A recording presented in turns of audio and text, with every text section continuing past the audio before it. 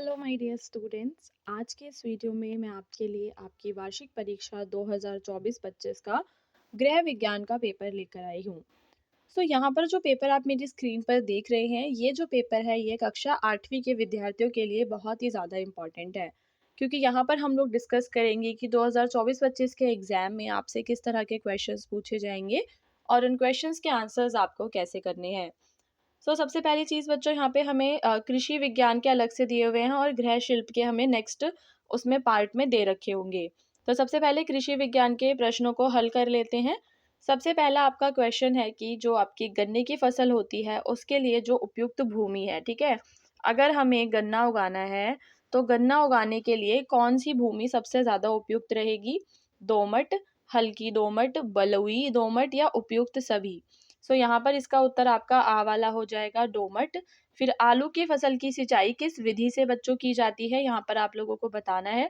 तो ऑप्शंस हैं क्यारी विधि, छिड़काव विधि, ठीक है, थाला विधि या कूर्ण विधि। तो यहाँ पर जो इसका सही उत्तर है वह है आपका कूर्ण विधि है, ठीक है।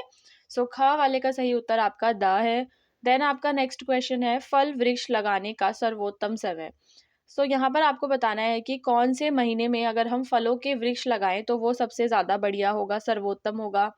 तो ऑप्शन है जनवरी, जुलाई, अप्रैल और आपके पास है अक्टूबर। यहाँ पर जो आपका गा वाला है इसका आंसर है आपका जुलाई, यानी कि जुलाई में हमें फलों के वृक्ष लगाने चाहिए। कौन सी प्राकृतिक आपदा है? तो यहाँ पर आपके पास है आंधी, तूफान, चक्रवात या फिर उपरोक्त सभी। यहाँ पर इसका सही उत्तर आपका उपरोक्त सभी होगा, क्योंकि ये सारी की सारी ही जो होती हैं आपकी आपदाएं हैं, ठीक है बच्चों। देन है जलवायु का अध्ययन किस विज्ञान के अंतर्गत किया जाता है? जीव विज्ञान, सस्य विज्ञान, जलवायु विज्ञान या फिर आपका वनस्पति विज्ञान। तो जैसा कि हमें नाम से ही पता चल रहा है, जलवायु का अध्ययन किस में किया जाएगा बच्चों? जलवायु विज्ञान में किया जाएगा। तो यहाँ पर आई होप कि आपको 1 से लेकर 5 तक सारे आंसर समझ में आ गए होंगे। अब हम चलेंगे हमारे क्वेश्चन नंबर 2 पर, जिसमें हमें सही और गलत बताना है। सबसे पहले आपका क्वेश्चन है मक्का दलहनी चारा है। क्या मक्का एक दलहनी चारा है? नहीं। तो फर्स्ट वाला आपका गलत है, क्योंकि जो मक्का है बच्चों वो आपकी तो अन्न होती है ना, अन्न वाली फसल होती है, ठीक है। फिर आपका नेक्स्ट है हैरो चलाने का मुख्य उद्देश्य खेत को भुरभुरा करना है। क्या ये सही है? हाँ, ये सही है, ये सेकंड वाला आपका सही हो जाएगा। जो आम के बाग के भट्टे हैं, सॉरी आम के जो बाग हैं वो ईंट के भट्टों के पास नहीं लगाने चाहिए, ठीक है। इसका क्या रीज़न होता है कि जो हमारे आम होते हैं ना, ईंट के भट्टों के पास रहकर वो अच्छे से नहीं, मतलब फोटोसिंथेसिस वगैरह उनकी लीव्स नहीं कर पाती, उनकी जो पत्तियाँ होती हैं वो जल जाती हैं और आम जो होते हैं ना उनमें भी कालापन आ जाता है। तो इस वजह से कभी भी ईंट के भट्टों के पास आम के वृक्ष में नहीं लगानी चाहिए। तो यह कथन बिल्कुल ठीक है। फिर हमारा अगला जो कथन है वो है कि जो गाय का दूध होता है उसका जो पीला रंग है वो कैरोटीन के कारण होता है। क्या ये बात सही है? जी हाँ, ये वाला हमारा सही है।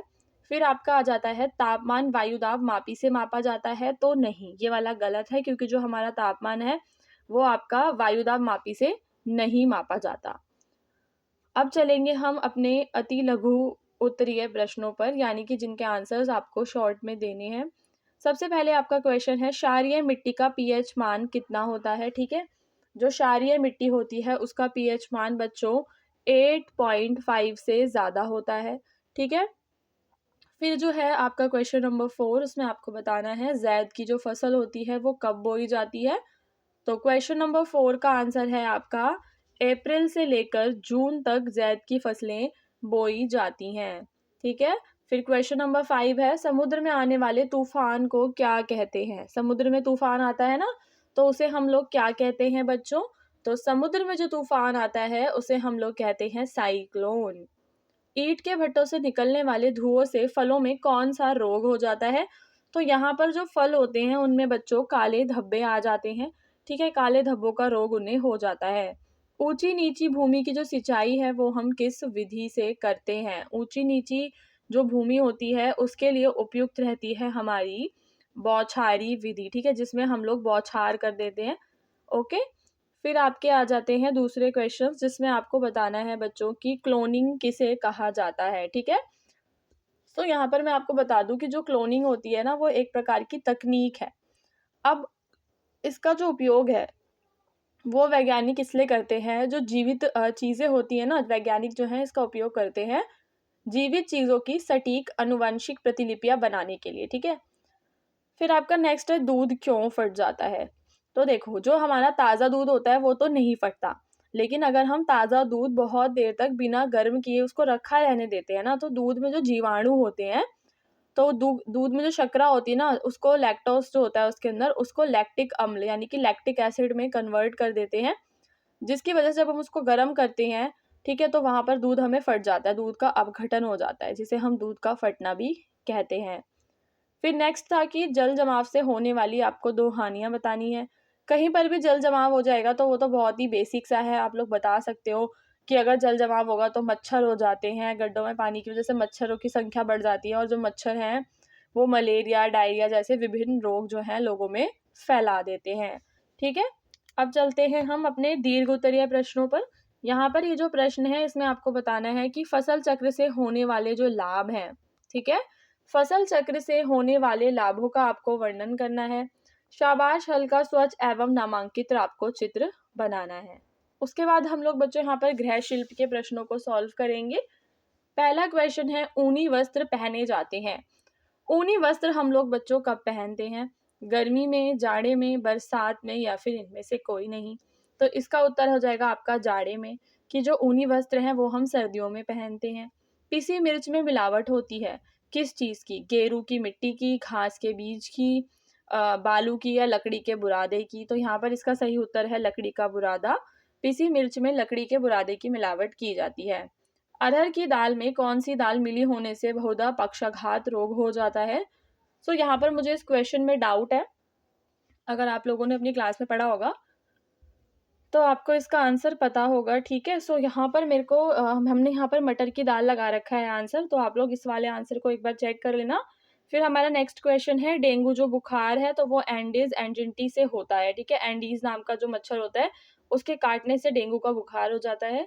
25 अप्रैल को कौन सा दिवस मनाया जाता है? तो यहाँ पर हो जाएगा आपका विश्व मलेरिया दिवस, ठीक है। तो कौन सा दिवस मनाया जाता है बच्चों? 25 अप्रैल को विश्व मलेरिया दिवस मनाया जाता है। फिर आपको सही और गलत के चिन्ह लगाने हैं इन वाले क्वेश्चंस में। जैसे कि यहाँ पर आपका पहला क्वेश्चन है कि आलू का भरवा पराठा बनाते समय उबले हुए आलू को छीलते नहीं हैं, ठीक है। जब भी हम आलू का पराठा बनाते हैं तो क्या हम उबले आलू को नहीं छीलते? तो ये गलत है, हम लोग छील कर ही बनाते हैं हमेशा, ठीक है। फिर है आपका मुख्य रंग या प्राकृतिक रंग 3 होते हैं, तो ये वाला भी आपका गलत हो जाएगा, क्योंकि देखो जो आपके ये जो रंग है ना तीनों, ये प्राकृतिक नहीं है, प्राथमिक रंग है, ओके। सो यहाँ पे स्टूडेंट्स मैं आपको एक चीज़ बताना चाहती हूँ कि डिस्क्रिप्शन में ना मैंने लिंक दे रखा है हमारे व्हाट्सएप चैनल का, ठीक है, और हमारे टेलीग्राम चैनल का। तो आप लोग डिस्क्रिप्शन में दिए गए लिंक पे जाके हमारे व्हाट्सएप चैनल और टेलीग्राम चैनल को ज़रूर ज्वाइन कर लेना, क्योंकि वहाँ पर आपको सारी की सारी इंपॉर्टेंट इन्फॉर्मेशन जो है वो जल्दी से जल्दी आपको मिल जाएगी, ठीक है। फिर नेक्स्ट है, ब्रेड रोल बनाते समय ब्रेड पानी में नहीं भिगोने चाहिए। तो ये वाला गलत है, क्योंकि जब भी हम ब्रेड रोल बनाते हैं तो ब्रेड को पानी में भिगोते हैं। स्वास्थ्य सुधार के हेतु यात्रा लाभप्रद होती है क्या? तो ये सही है, क्योंकि देखो जब भी हमारा स्वास्थ्य खराब होता है, अगर हल्का फुल्का खराब है, हम लोग चल फिर सकते हैं, तो अगर हम यात्रा ले लेते हैं तो उससे ये रहता है कि हमारा जो माइंड है थोड़ा सा रिफ्रेश हो जाता है, मानसिक तौर पे हमारी बीमारी थोड़ी सी ठीक हो जाती है। फिर नेक्स्ट है, रक्त का ताजा धब्बा नमक लगाकर ठंडे पानी में धोने से छूट जाता है। सो यहाँ पर ये हमारा सही हो सकता है, ओके। फिर हम चलेंगे हमारे खाली स्थानों पर। जैसे कि जो हमारा पहला क्वेश्चन है वो है कि प्रेस करने से कपड़ों की डैश दूर हो जाती है। तो क्या दूर हो जाता है बच्चों कपड़ों का? प्रेस करने से जो हमारे कपड़े होते हैं ना उनकी सिलवटें दूर हो जाती हैं, ठीक है। तो इसमें क्या आ जाएगा आपका? थर्ड वाले के फर्स्ट में आ जाएगा आपका सिलवटें, ठीक है। फिर लौकी की बर्फी को थाली पर फैलाने से पहले डैश लगाते हैं। तो लौकी की बर्फी को अगर आपको थाली पर फैलाना है वो चिपके ना, तो आप उसमें घी लगा सकते हैं, है ना, कोई और ऑयल लगा सकते हैं। गुजरात प्रदेश की कढ़ाई को डैश कहते हैं। तो इसका उत्तर आपका हो जाएगा कच्छ, कि जो गुजरात का प्रदेश है उसकी कढ़ाई को हम लोग क्या कहते हैं? कच्छ कढ़ाई। मशीन में तेल डालते समय जो नीडल बार होती है बच्चों, उसको ऊंचा कर लेना चाहिए। तो इसका आंसर आपका क्या हो जाएगा? नीडल बार, ओके। सो यहाँ पर अब हम लोग अपने शॉर्ट क्वेश्चंस को सॉल्व करेंगे, ओके। यहाँ पर हमारे पास कुल है, आपके पास फर्स्ट वाले में 4 हैं, देन 3 क्वेश्चंस है, फिर आपके पास 2 क्वेश्चंस है, फिर आपका जो पेपर है पूरा समाप्त हो जाएगा। मैं अभी कुछ ही देर में आपको ये सारे के सारे आंसर्स बता दूंगी, आपको सारे के सारे लर्न कर लेने हैं। सो स्टूडेंट्स, यहाँ पर आपका पहला क्वेश्चन है कि जो बधाई पत्र होता है वो किन-किन अवसरों पर हम देते हैं। सो यहाँ पे जो बधाई पत्र होता है, यानी कि जब आप खुश हो तभी तो दोगे बधाई पत्र। तो यानी कि आप लोग विशेष अवसरों पे दे सकते हो, त्योहारों पे, जन्मदिन पर या न्यू ईयर पे, नए साल पे, इन सब पे हम लोग बधाई के पत्र देते हैं।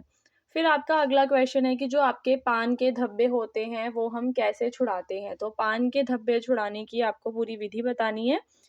सो देखो, अगर कपड़ों पे पान या गुटखे का दाग लग जाता है ना, तो उसको निकालने के लिए हम पता है किसका यूज़ कर सकते हैं? हम यूज़ कर सकते हैं खट्टी दही का, या फिर आप लोग छाछ का भी इस्तेमाल कर सकते हो, ठीक है? तो जो दाग वाली जगह होगी वहाँ पर आप छाछ को या दही को लगा के 10 से 15 मिनट तक आप छोड़ेंगे उसको।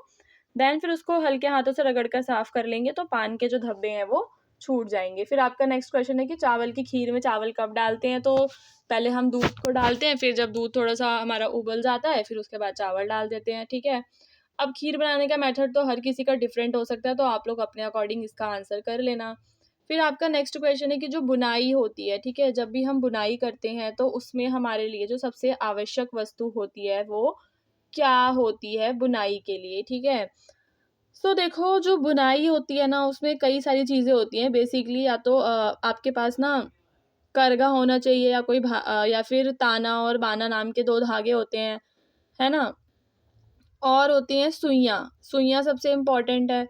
और आपका क्रोशिया होता है, क्रोशिया का जो फैब्रिक टाइप का आता है जिससे बुनते हैं, मतलब वो आपके पास होना चाहिए। हाथ से बुनने वाली सुइयाँ होनी चाहिए, और शटल होना चाहिए आपके पास।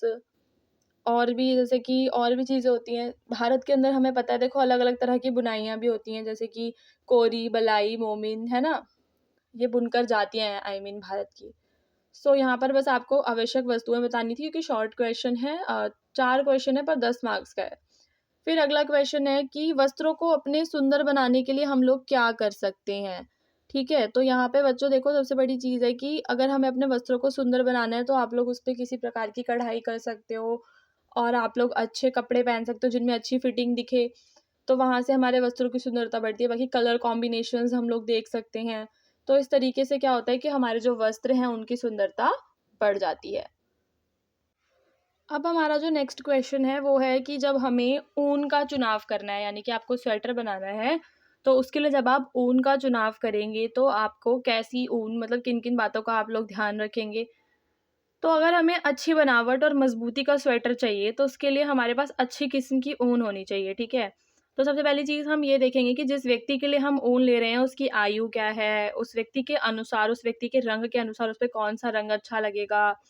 तो वहाँ से हम कलर चूज़ करेंगे। फिर दूसरा, हल्की ऊन हमें लेनी है जिसकी लंबाई ज़्यादा हो और हल्की हो। और जो बड़े लोग होते हैं उनके लिए हमें हरे रंग लेने हैं, और बच्चों के लिए मुलायम ऊन लेनी चाहिए, ठीक है? मुलायम वाली। और पक्के रंग की रोएदार और अच्छी प्रकार से वटा हुई ऊन लेना हमें चाहिए, ठीक है? सो यहाँ पर आपको ये सारी बातों का ध्यान रखना है जब भी आप लोग ऊन को परचेज़ करने जाएँगे अपनी लाइफ़ में। सो नाउ अपना बच्चों नेक्स्ट क्वेश्चन आपका बहुत ही एक्साइटिंग है। तो यहाँ पे आप लोग सीखेंगे कि हम लोग गुलाब जामुन कैसे बनाते हैं। सो पूरी की पूरी रेसिपी आपको इसके अंदर लिखनी है। तो सबसे पहले आप लोग बताएँगे कि हमें क्या-क्या चीज़ें इसमें चाहिए होती हैं। जैसे कि हमें खोया चाहिए होता है, मैदा, सूजी, इलायची, पानी, चीनी, एंड आपको बेकिंग पाउडर चाहिए होता है। तो ये सारी चीज़ें चाहिए होती हैं। अब यहाँ पे मेथड क्या रहता है, वो पूरा आप लोग लिखेंगे कि सबसे पहले जो आपका खोया होता है, ठीक है? उसको पूरा चिकना कर लेना है। फिर उसमें खाने वाला सोडा मिलाना है, फिर चाशनी के लिए जो चीनी है उसको एक तरफ आप लोग पानी में डाल देंगे, उसको पकाएँगे ताकि वो चिपचिपी हो जाए। फिर उसी में क्या करोगे आप, इलायची डाल दोगे उसी चाशनी में। फिर आपको करना है एक पैन में घी गरम, ठीक है? फिर धीमी आँच पर छोटे-छोटे रसगुल्ले को क्या करना है, तल लेना है। फिर तलने के बाद उसमें चीनी की जो आपने चाशनी बनाई है उसमें डाल दोगे, और आपके गुलाब जामुन तैयार हो जाएँगे। जब गुलाब जामुन ठंडे हो जाएँगे, या गरम भी खा सकते हो, अपनी मर्ज़ी है। तो बहुत आसानी से बन जाते हैं गुलाब जामुन। तो गुलाब जामुन की रेसिपी सुनकर आप सबके मुँह में पानी आ गया होगा। अब चलते हैं हम लोग नेक्स्ट क्वेश्चन पे, वो भी आपकी एक रेसिपी ही है, जिसमें आपको बताना है कि जो गाजर का हलवा होता है, सबसे पहले बताना है कि उसमें सामग्री क्या-क्या है, ठीक है? तो बताओ क्या-क्या होगा गाजर के हलवे में सामग्री? तो सबसे पहले तो देखो बच्चों, हमारी गाजर ही हो जाएगी, फिर हमारी चीनी, फिर दूध, फिर ड्राई फ्रूट्स, ये सब होगा। सामग्री में हम दूध ले सकते हैं, और घी, किशमिश, खजूर, ये सब डाल सकते हो आप लोग। तो अब सबसे पहले रेसिपी में क्या करना है कि जो गाजर होता है ना, उसको पहले अच्छी तरह से आपको कद्दूकस कर लेना है, छील लेना है, उसको घिस लेना है। फिर उसमें इलायची डालकर दूध को हल्की आँच पर उबालना है। फिर भारी कढ़ाई लेनी है, ठीक है? ये ध्यान रखना। अगर कढ़ाई को लेकर आओगे ना भारी कढ़ाई, तो टीचर को भी पता लगेगा कि हाँ, तुम्हें कुछ आता है। तो भारी कढ़ाई में फिर घी को गरम करना है, फिर उसमें जो कसी हुई गाजर है वो डाल दें और दूध डाल दें। फिर हल्की आँच पर आपको 10 से 15 मिनट तक उसको पकाना है। फिर चीनी मिलानी है इसके अंदर, ठीक है? और हलवे को जब तक पकाना है, जब तक इसका जो रंग है वो गाढ़े लाल रंग का ना हो जाए, ठीक है? फिर इस तरीके से उसमें लास्ट में आप लोग ड्राई फ्रूट्स डाल दोगे और आपका जो गाजर का हलवा है वो पूरा का पूरा रेडी हो जाएगा। फिर आपका नेक्स्ट क्वेश्चन है कि जब भी हमें सिलाई मशीन हम लोग लेते हैं, तो सिलाई मशीन की देखभाल करते हुए हमें किन बातों का ध्यान रखना चाहिए? तो यहाँ पर जो है आपका रहेगा, सबसे पहले सिलाई मशीन की देखभाल करने के लिए बच्चों सबसे पहले मशीन को धूल और मिट्टी से बचाना है, ठीक है? और साल में मशीन को खोलकर उसके जो भी पुर्ज़े वगैरह होते हैं उनमें मिट्टी का तेल डालना है। और समय-समय पर मशीन में आपको तेल डालना चाहिए, ठीक है? और तेल डालते समय नीडल बार को ऊपर कर लेना चाहिए। सो इस तरीके से हमने आपका पूरा का पूरा होम साइंस का पेपर डिस्कस किया। इसी तरीके के और जो आपके पेपर्स हैं वो हमारे चैनल पे अवेलेबल हैं। अगर आपको वीडियो अच्छा लगा हो तो वीडियो को ज़रूर आप लोग लाइक करना और चैनल को सब्सक्राइब करना मत भूलना। डिस्क्रिप्शन में हमारे एक दूसरे चैनल का भी लिंक है, आप लोग चाहें तो उसको भी सब्सक्राइब कर सकते हैं।